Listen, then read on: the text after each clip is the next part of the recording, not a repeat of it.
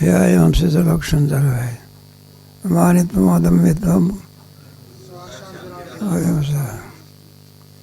तेव्हा ती अहिंसा ज्याच्या अंतःकरणामध्ये उत्पन्न झाली त्याची चिन्ह कशी असतात.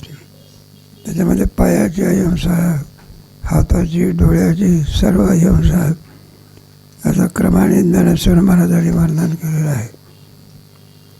अगोदर अंतःकरणामध्ये यावे लागते.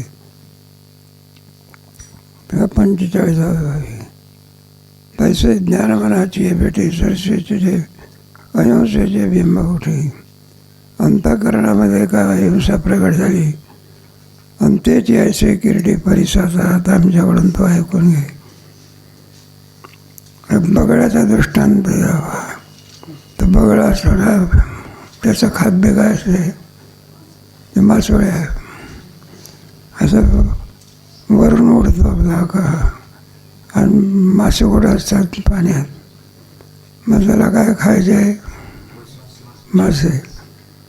मासा हळूवार येतो होता आणि पाण्याला तरंग असतात. त्या तरंगावर असा काही पाय ठेवतो की तरंगाला सुद्धा माहिती नाही. ते ज्ञानेश्वर महाराजाचं वरदान. तेव्हा तिथे जेव्हा आहे तरी तरंग ओलांडलेत. पाण्यावरती असलेला तरंग त्याला कळत नाही. लहरी पायानं पडेल त्या तरंगाला सुद्धा तो पायाने जाऊ देत नाही. आणि संचलन मोडीत पाणी असा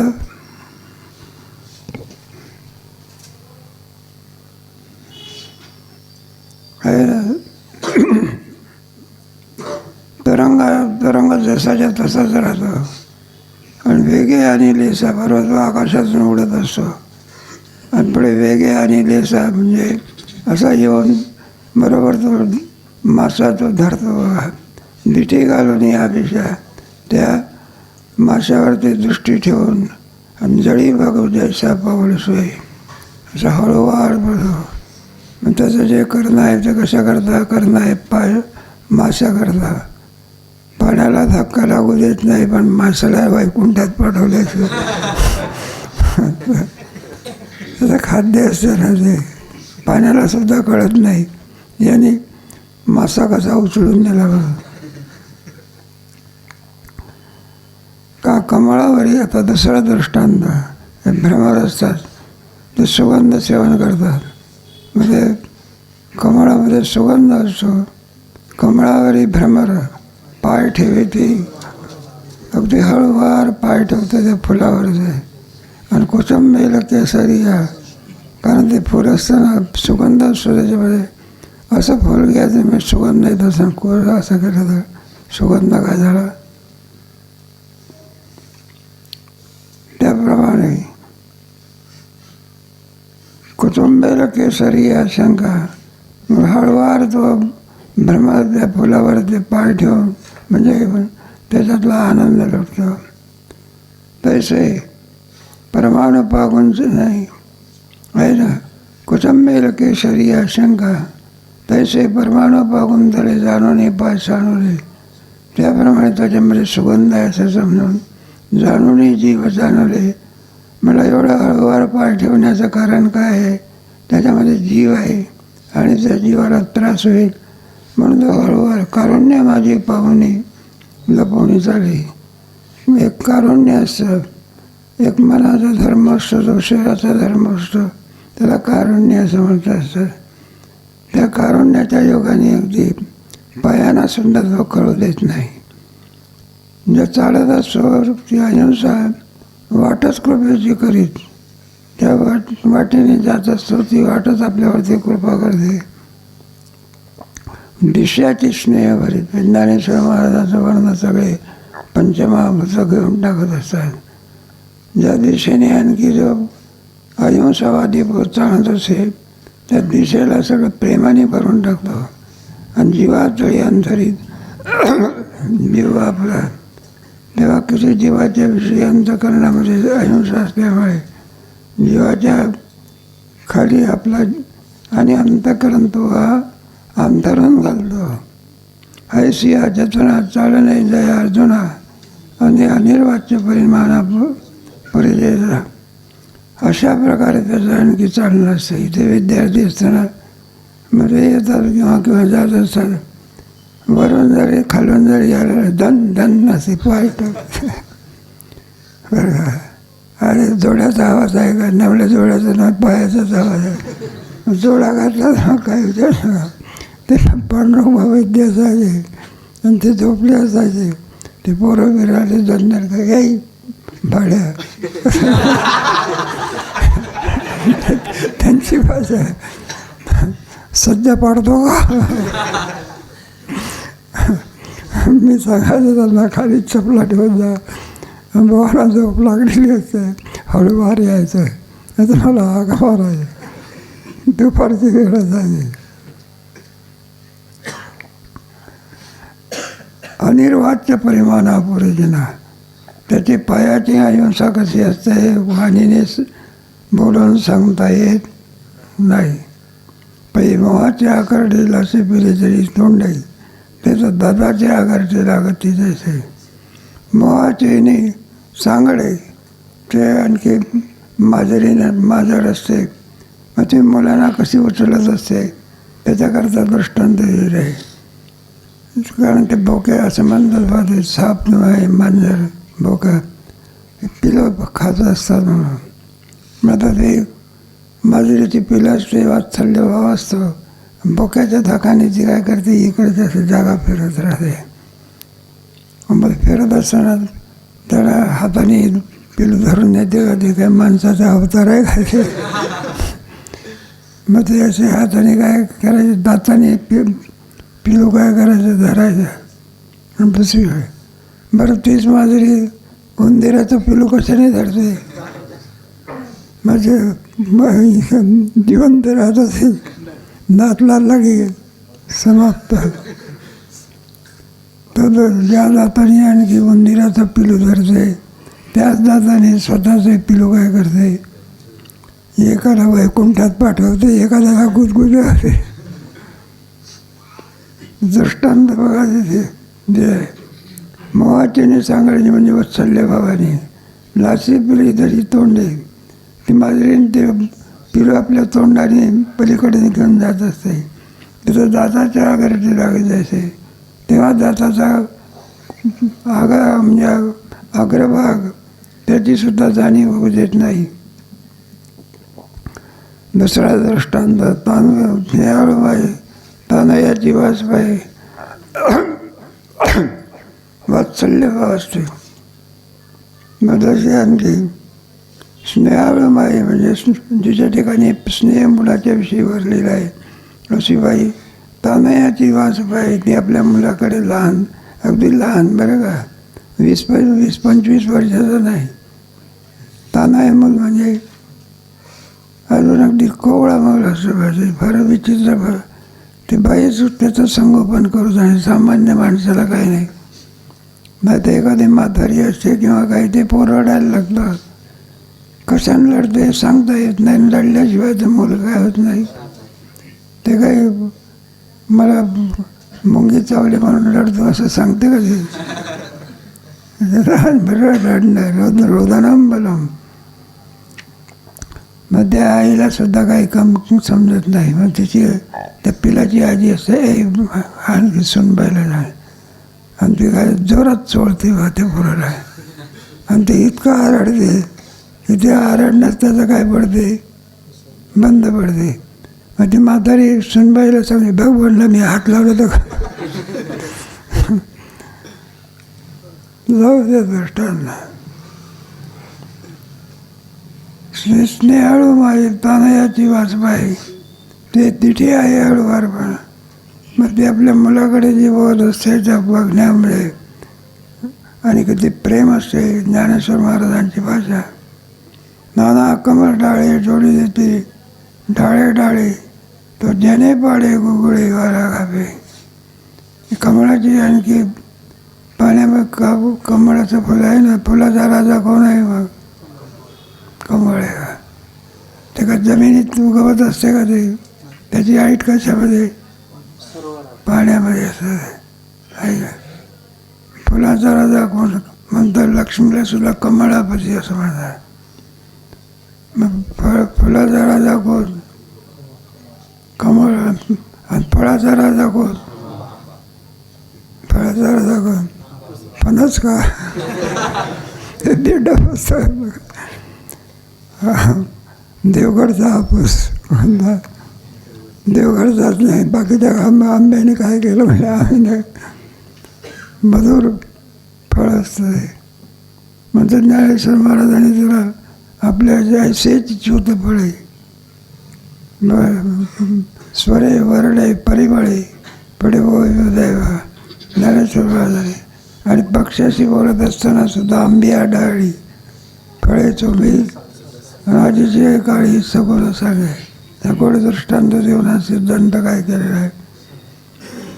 त्याने पाडे बबुळे वारा गाभे, त्याप्रमाणे देखील डोळ्यामधली जी हालचाल असते ती हालचाल इतकी कारुण्यपूर्ण असते.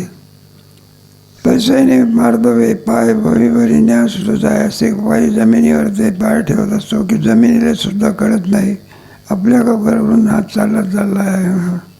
लागते देत देत होय सुख जीवा. त्या आणि पाय ज्या ज्या जमिनीला झाले त्या जमिनीच्या त्याच्यामुळे आणखी सुखाची प्राप्ती होते. सब चालणं असते बा, आहे का नाही? जे तुमचे आर्मीमध्ये नाही का आमचे जे परेड होत असते तिथे हळूहळू पाय ठेवते का, मग ते जोड्यावरला पाय असतो तिथे. आणि त्या आर्मीच्या लोकांची परेड असते बा, आणि त्या परेडीमध्ये बघा किंवा घोड्याचा पाय कसा असतो टप टप करत जात असते त्याप्रमाणे ऐशी या लग्मा चालता कृमी कीटक पंडू सुद्धा असं चालत असताना आणि त्याला त्या डोळ्याला जर काही कृमी म्हणा कीटक म्हणा काही हे दिसली देखे तरी मागूचा हळू जीव आहे, उल्लंघन करून जात नाही. ते दीडवरच राजाची गोष्ट सांगतात ना, ते रोगंध राजा कुठेतरी चालला होता. ते पालखीमध्ये पूर्वीचे राजे जात असत, ते पारख्याला भयी असतात ना. आणि जडभरत राजा एका झाडाखाली बसला होता बघा, आणि पुढे ते एक भवी पालखीचा थकला आणि दुसरा भवी पाहिजे म्हणले का रे, म्हणलं माझ्याकडने आता पालखी वाहनं होत नाही, दुसरा कोणतरी सांगा. मग झाडाखाली बसलेला जडभरत राजा होता. सांगितलं याला चौकदार म्हटलं जा त्याला सांग तुला राजा बोलावते. मग जडभरत राजा गेला, ते पालखीला जंपलं बा. ते पालखी आता हा पडला तत्व येतात, बाकीचे पडले आपले अज्ञान देशीचे राजे. मग ते काय चालत असताना जडभरत मुंगी जरी दिसली तरी पाय ठेवत नसं असा करायचा. काय कृमी कीटक दिसलं तर ते पालखी अशी व्हायची अशी व्हायची. आणि जो राजा रागवला 10-5 शिका काय केल्या हादळले बा.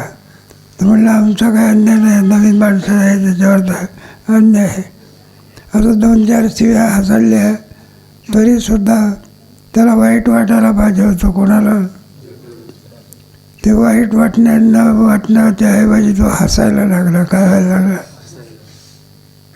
मग जडभरत राजाला वाटायला लागलं, म्हणलं होतं हा जो हसतो आपण त्या शिव्या दिल्यानंतर राखवायला पाहिजे होतं. म्हणलं आता हसतो याला काही वाटत नाही.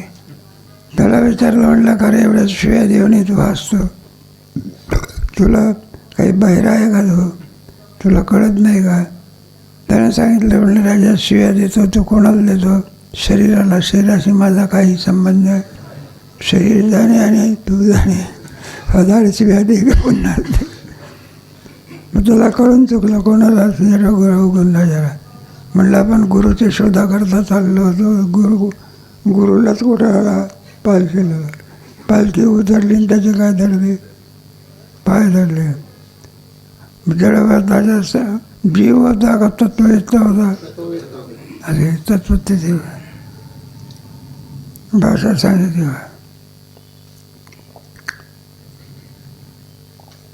म्हणे भाव धडपडील तरी स्वामीची निद्रा घडेल. हे तत्ववेत्त्याची भाषा आहे बघा. आपण जर दंदन करीत जर चालू लागलो तर स्वामीची निद्रा घडेल. प्रत्येक कणामध्ये कोण कोण भरलेलं आहे. विठ्ठल जळी स्थळी वितात हाव नाही, विद्या विनय संपन्ने ब्रह्मणी नाही घरी म्हणलं. परमात्मा झोपलेला आहे, त्याची निद्रा मोडेल आणि रचनेपणा सांडेल होती आणि त्याच्यामुळे आणखी आपल्या त्याच्या कार्यामध्ये विघ्न होईल. ही सगळी पायाची अवस्था आहे बघा. पुढे हाताची सांगायची, पुढे डोळ्याची सांगायची. ज्ञानेश्वर महाराजांनी याचं वर्णन केलं आहे. या काकुळती वाणी गे मागवतीन कोणीही व्यक्ती नवची जरी. असं कारुण्य भाव अंतःकरणामध्ये असल्यामुळे तर त्याचा अतिक्रमण करून जात नाही. कोणीही व्यक्ती नवचे. आपण जर आणखी नाही का कोण्या शब्दाने जरी जगवलं तरी त्याच्या चेहऱ्यावरचा भाव आपल्याला कळत असे. प्रेम आहे का चेहऱ्यावरून कळतं आपल्याला. चेहऱ्याचा मनुष्य बोलत नाही, काय बोलतो. एखाद्या माणसाला जेवायला बसला, 1 लाडू खाण्याची इच्छा, लाडू किती वाढले, 2, त्याच्या चेहऱ्यावर काय दिसतो, आनंद दिसतो. नाहीतर मग आपलं पान चुकवलं बोलतं हानू का म्हणलं तुला पान चुकून जातो. ते सगळे चेहऱ्यावरचे भाव असतात. या काकुळती वाणी घे मागू दे. म्हणून कृमीकुटुंब दिसल्यानंतर तो अतिक्रमण करून जात नाही, माघारी फिरतो. आणि कोणाही व्यक्ती नव्हते तरी जिथे आणखी एखाद्या मुंगीवरती तो कारुण्य भाव ठेवतो, तो माणसाला मारील काय. जीवाचेही नावे तृणातही नव्हे, ही एक कथा सांगतात. जीवाचेही नावे ते कबीर महाराजांनी त्यांचा मुलगा कमालेला हे आणण्याकरता सांगितलं होतं. काय दुर्वा मग तो गेला, दड पडलेला होता. हिवाळ्याचे दिवस आणि त्या गवतावर काय होतं पाणी. मग तो गवत खुडायला लागला, ते पाणी खाली पडायला लागलं. त्याला वाटलं आपण गवत खुडतो म्हणून गवत काय होते, रडते आणि ते काय पडतं पाणी. म्हणून आपल्या हातून मोठा गुन्हा झाला, आपण गवत तोडलं. मग तो कमाल रडायला लागला. काय लागला, पण तसाच गेला पाहतो. त्याचा बाप म्हणायला लागला, कबीर अरे म्हटलं तू रडतो का, काही चावलं का तुला, कोणी काही बोललं का, काय झालं. म्हटलं रडण्याचं कारण काय. तर म्हटलं बाबा तुम्हाला काही कळते का, मला ते आणखी तरुण आहे ना तो दर्भ आणण्याकरता सांगितलं. म्हटलं मी तोडायला लागल्यानंतर सर्व गवत काय होत होतं. म्हटलं केवढा अन्याय आमच्याकडे. त्याचा तो कबीर म्हणायला लागला, म्हणलं मी एवढा तत्ववेत्ता असून मला माणसातला देव कळेना कुठला, आणि याला म्हटलं गवतातला देव दिसतो. म्हणून सबसे बडा कमाल असं. म्हणून जे कमालाला प्राप्त झालं ती अवस्था अजून मला प्राप्त झालेली असं सांगतात.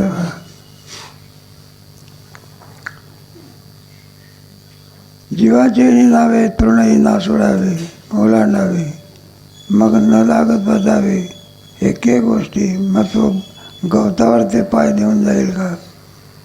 मुंगे मेरू ओलांडावे मच काय सिंधू न तरवे. आणि तैसे भेटली न करवे अतिक्रम. मुंगे मेरू ओलांडावे. कोणता पर्वत, शास्त्रामध्ये सांगितलेलं आहे. आणि डोळ्याने दिसतो तो कोणता पर्वत आहे, हिमालय पर्वत आहे. 4 जिल्हे हिमालय. किती ते ऋषिकेश वगैरे टेहरीगड आहे. आणि हिमालय पर्वत म्हणजे आपल्या भारताची संपत्ती आहे. त्याच्यात सगळं त्याच्यावर ते चिंचा काय आहे, मग डोळा आहे का, किंवा आणखी आपण युद्ध केलेले काही सांगता येत नाही बरं का. लोकांना वाटायला लागलं चिनी म्हणजे आपले भाई जायचे, आपलं उगायला आहे. ते जवाहरलाल नेहरूला वाट लागलं चिनी म्हणत. चीनमध्ये तिन्ही भाई आणि बरोबर असं मित्रत्वाची पदवी दाखवली आणि एकाएकी हिमालय पर्वतावर काय केला, हल्ला केला. अजूनही सुद्धा तो कोण्या दिवशी कारण तो सांगतो हिमालय पर्वत कोणाचा आहे, आम्हा ते बद्रीनाथ सुद्धा आमचंच आहे, कारण बुद्ध धर्म आहे कोणता. आणि तिथं ती याची बद्रीनारायणाची मूर्ती आहे ना, ती म्हणलं आमच्या देवाची मूर्ती आहे आणि आपण म्हणतो बद्रीनारायणाची मूर्ती आहे. तेव्हा भारतातला माणूस काय असला पाहिजे, झोपला पाहिजे का सावध असला पाहिजे. आणि हिमालय पर्वत गेल्यानंतर असायला सगळा हिमालय म्हणजे काय सामान्य आहे का, तो शत्रूचं रक्षण. जगामध्ये हिमालय एवढा पर्वत उंच नाही, लांब नाही, सर्व बाजूने श्रेष्ठ पर्वत आहे. हे भारताची कशा करता इथे आलेला आहे. त्याप्रमाणे पृथ्वी कोणावरती अवलंबून आहे, मेरू पर्वत. आणि तो दगडाबिटा मातीचा आहे का, सोन्याचा पर्वत आहे. कोण असं सांगतात. आपल्याला तोळाभर सोनं घ्यायचं असलं विकत नाही.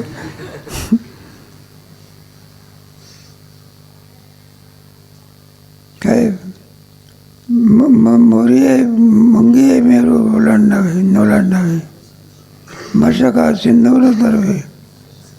जिथे जहाजाकडून समुद्र पलीकडे जाऊ शकत नाही तिथे कीटक आपला म्हणतो आणखी सिंधू ओलांडेल का. सिंधू म्हणजे सिंध प्रांत नाही. आता सिंध प्रांत कुठे भारताच्या वाटेला नाही, कोणाला गेला तो, पाकिस्तान. तसे भेटलियान कर्वे अतिक्रम, त्याप्रमाणे आणि तो ओलांडून जात नाही. ऐशी दयाची चाली कृपा फळी आली आणि देखसे जी आली वाचा दया वाचे. अशा रीतीने ज्याची पायाची अहिंसा आहे, ज्या पायामध्ये सुद्धा कृपा दिसून येत असते. कृपा फुली फळा आली नाही का. कोणतंही फळ येण्याच्या अगोदर जर फुल असतात किंवा काही काही फुलाची झाडं केवळ फुलानेच भरलेली असतात. अशा प्रकारे ज्यांची कृपेमुळे आणखी ही फळं आपल्याला प्राप्त झालेली आहे. देखसे जी आली दया जी मूर्तिमंत दयेचाच नाही का.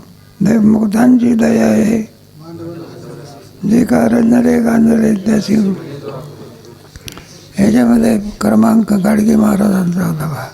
जे का रंजले इथं वारीच्या वेळेला मोठी यात्रा असायची ना, ते इंद्राणीच्या पलीकडे उतरायचे बरेच. आणि मग सगळे आंधळे लंगडे पांगडे बेवारस आणि हे यायचे. आणि थंडी पडल्यानंतर कुडकुडायचे, पांघरायला काय आहे आणि थंडी तर पडलेली आहे.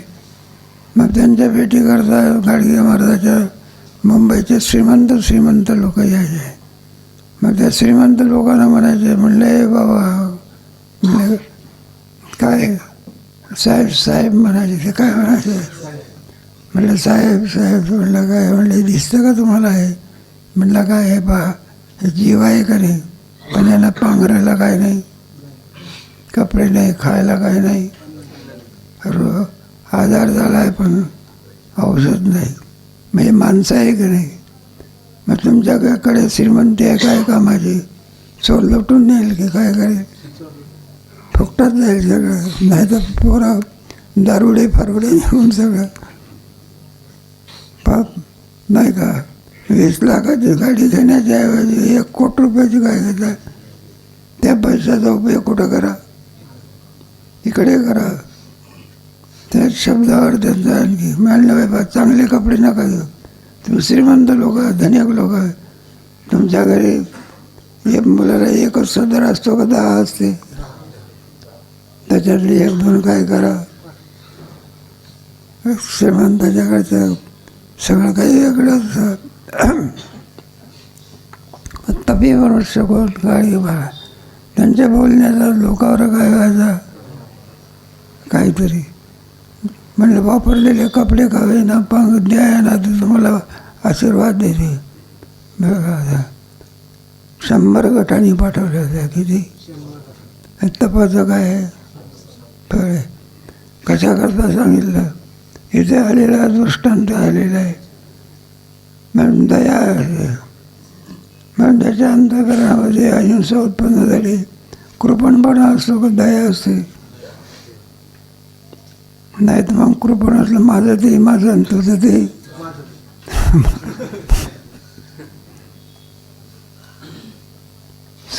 स्वसुनेची सकुमार मुखमोहाचे माहेर माधुर्या झाले अंकुर दर्शना जायचे. त्याच्या मुखामध्ये असलेले दात कसे दिसते जणू काही माधुर्य झाले, मधुरपणा दिसून येतो. सगळ्या अंगाची आणखी आली ज्ञानेश्वर महाराज या ठिकाणी प्रकट करून सांगतात. पुढा स्नेह पादरे मागा चालती अक्षरे शब्दपाठी अवतरी कृपा दयाची. पुढा स्नेह पादरे बोलण्याच्या अगोदर अंतःकरणामध्ये प्रेम असतं. मागा चालती अक्षरे नंतर मागावून तो पडत असतो. अगोदर हात जोडायचे आणि मग महाराज या बसा सांगाय. नाहीतर आपला नमस्कार करत नाही ना, अगोदरच म्हटलं इथं बसा तिथं उठून तिथं बसा. अगोदर सत्कार करायचा असतो नाही का को. आणि तो सत्काराच्या वेळेला सामान्य आहे का असामान्य याचा विचार करायचा. काही ठिकाणी एखाद्या कीर्तनाला जरी 2-3 पोरं घेऊन एखादा कीर्तनकार केला तर स्वागत करणारे माणसं जसा कीर्तनकाराचा स्वागत करतात तसंच त्याच्याबरोबर गेलेल्या मुलाचं सुद्धा काय करतात? स्वागत करतात. पद्धत आहे आपली, भारतीय संस्कृती आहे. एका ठिकाणी होतो तर एक पोरगा आमच्यासोबत आपला म्हणणारा होता. एका ठिकाणी गेलो. मग गेल्यानंतर काही मला स्वागत केलं बघा आपले काय पाणी पिण्या. आणि माझ्यासोबत आलेल्या पोराला काय केलं म्हणलं बा ती भांडं आहे तिथं जाऊन काय घे. तो विद्यार्थी माझ्याकडे आला. म्हणलं बाबा लवकर चला. अरे म्हणलं कीर्तन करण्याचं लायकीचं घर नाही म्हणलं.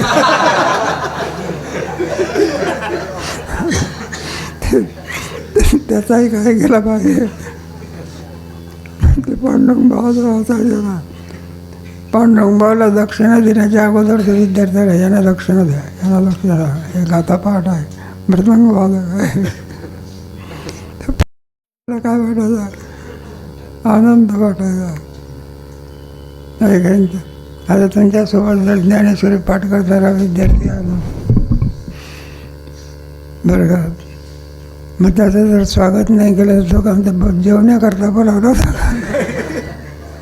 दृष्टांत संपला आपला.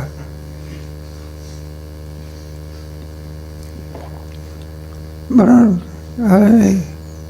पुढा स्नेह पादरे मागा चालती अक्षरे आणि शब्दपाठी अवतरी कृपा दयाची. मग अगोदर स्वागत, नंतर मग विचारपूस करायची. बोलण्याची नाही, बोलो म्हणून जरे काही. मौन हाच आपली संपत्ती समजत असतो.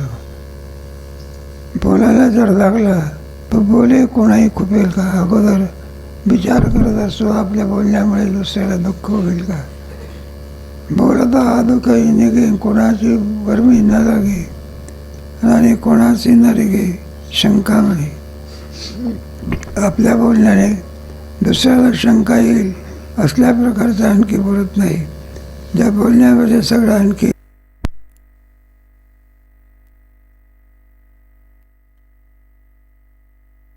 मोडेल, वासी पेल कोणी उडेल आणि कोणी मांडील कोणी जरी मांडलेली गोटी आणि आपल्या बोलण्यामुळे दुसऱ्याच्या ज्यात व्यक्त येईल.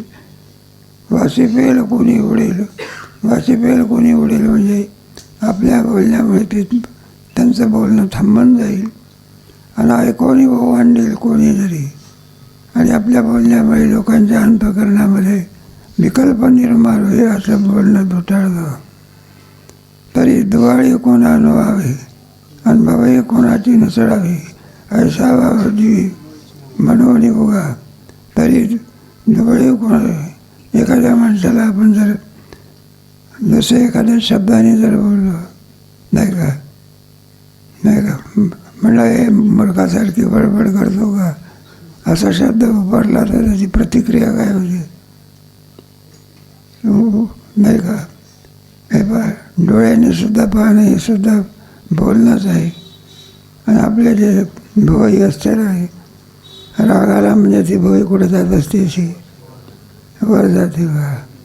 असे वेळ आतले भाव शरीराच्या वरून आपल्याला काय मिळतात, पाहायला मिळतात. कुठले भाव, आतले भाव. मग बोलून सांगणं तर खूप प्रश्नच नाही. मग नुसतं त्याच्या चेहऱ्यावरून सुद्धा काय दिसते, नाही दिसते आहे ना.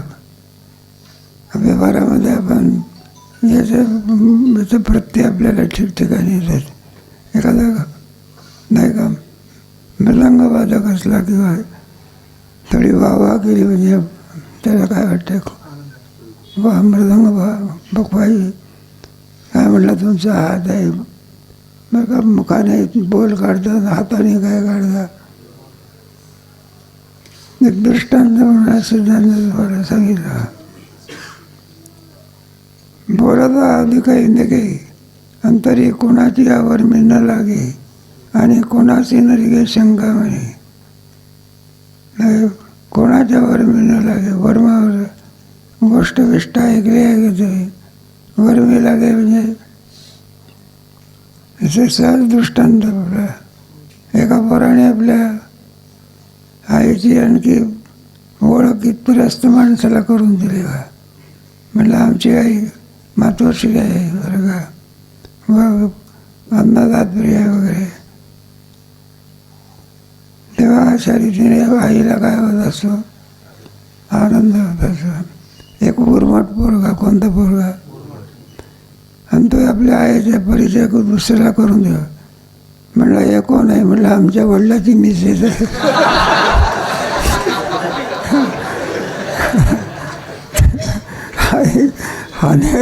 हाने बरोबर मावर लागत. तुम्हाला माहिती गोष्ट सांगून वेळ जाते. तसं हे याचे मुलं होते ना, कोणाचे गांधारीचे, दुर्योधन वगैरे कोणाची मुलं आहे गांधारीचे. आणि त्याची मोठी महान पतिव्रत होती. ज्यांच्याशी आपलं लग्न जुळलेलं आहे ते आंधळे आहेत. काय आहेत, धृतराष्ट्र कसा होता म्हणून पतिव्रत, त्याने सुद्धा जन्मभर डोळ्यांनी काय केलं नाही, पाहिलं नाही बा ते गांधारीने. पुढे काय झालं की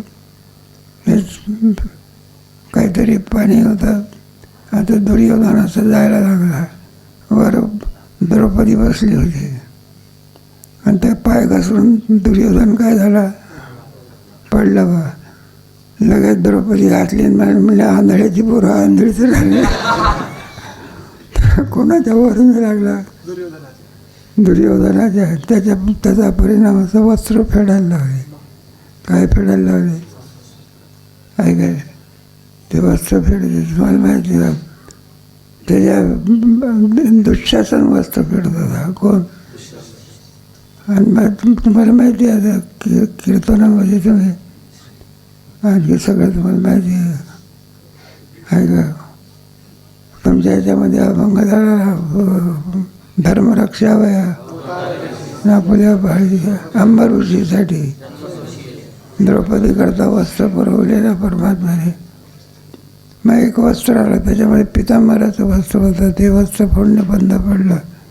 मग त्या दुःशासनाला विचारलं, म्हटलं तुला काही लाज वाटायला पाहिजे.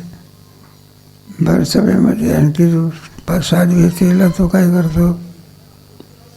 म्हटलं मी करीत नाही, माझ्या भावाने काय केलेली आहे, राजाची आज्ञा काय करतो. म्हटलं इतका एकनिष्ठ आहे का तू. म्हटलं तुझ्या भावाने सांगितलं तुला शेण खा म्हणून, शेण खातो का तू. मग ते कसं कळत नाही तुला, जाऊ दे आपला. म्हणजे आणखी वर्णन केलेलं आहे. भुई कोणाची मग प्रार्थनेला बी पाहिजे. आणि जरी लोक बोलू जाईल तरी परिसुद्धा होय ऐकणाऱ्या माणसाला आनंद होत असतो. भाषा असते बघा. कुठेही आता आपण दर्शनाला गेलो तर बाई जर हवं आईसाहेब बाजूला व्हा असं म्हटलं तर तिला काय होतं? हां, शब्दामध्ये गुण आहे. शब्दाच माणसाला वैरी करतो आणि मित्र करतो. दोन्ही धर्माला. एकाच बाकड्यावर आपण दोघं जण बसलो तरी सुद्धा मैत्री कामध्ये निर्माण होत असते. बोलण्यामध्ये वाणीमध्ये बरं शत्रूला सुद्धा मित्र करण्याची शक्ती कशात आहे? वाणीत आहे. पण त्या वाणीचा काय करता आला पाहिजे. नाही तर आपल्या गीता पाठ करण्याच्या ऐवजी शिव पाठ